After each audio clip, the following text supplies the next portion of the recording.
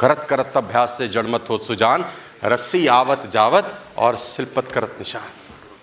रस्सी भी पत्थर पे बार बार बार बार बार बार बार बार घिसे तो पत्थर पे सारा निशान छोड़ देती है। तुम तो रस्सी से ज्यादा बेहतर हो गए यार, लेकिन घिसो तो सही, 100 बार घिसो अपने आप को उस पत्थर के ऊपर, निशान कैसे नहीं छूटेगा मेरे दोस्त। एनबीए की सबसे बड़ी बास्केटबॉल टीम का कोच ने अपने दीवार के ऊपर एक बहुत शानदार स्टोरी टांग रखी है।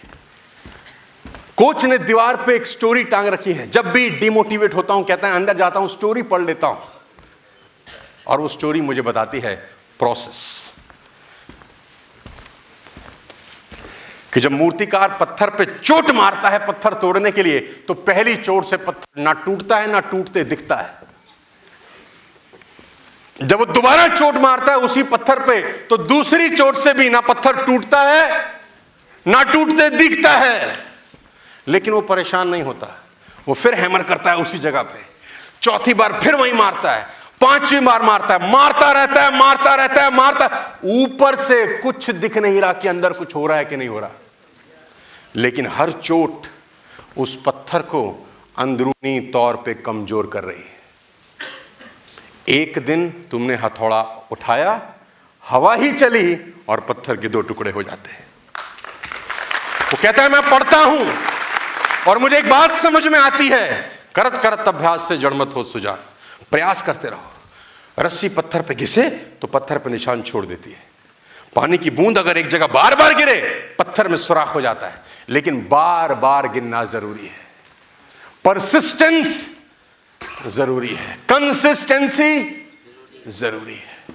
Ladies and gentleman, your goals should be emotionally driven. जिंदगी में जो करना चाहते हो, जो पाना चाहते हो, जो तुम्हारे गोल्स हैं, भावुक होने चाहिए।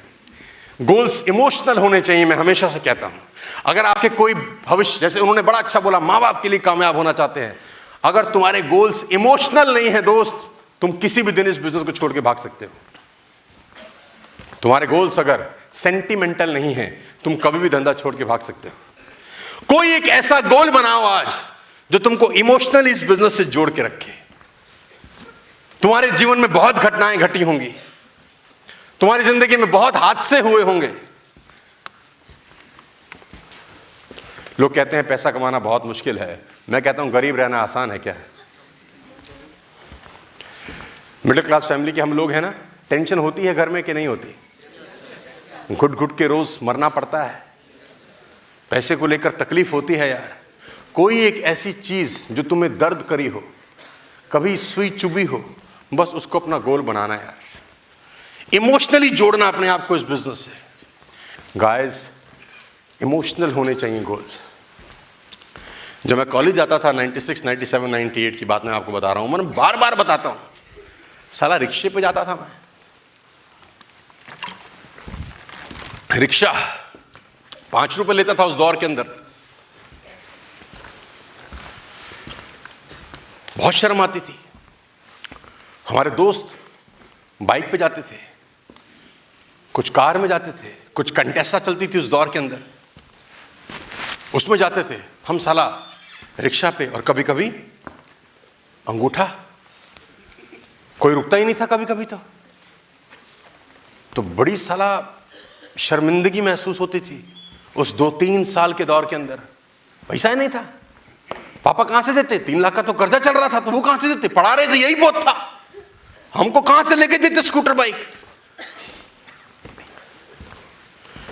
उस 3 साल के प्रोसेस में एक इमोशनल गोल सेट हुआ भीतर ही भीतर, कि बेटा सोनू शर्मा, तू कैसे भी जा, तेरे बच्चे ऐसे स्कूल नहीं जाने चाहिए।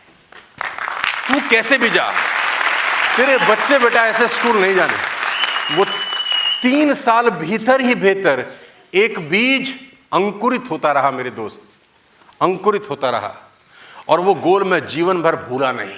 मैंने उस गोल का पीछा किया। बहुत दिक्कतें आई, किसको नहीं आती? बहुत परेशानी आई, किसको नहीं आती?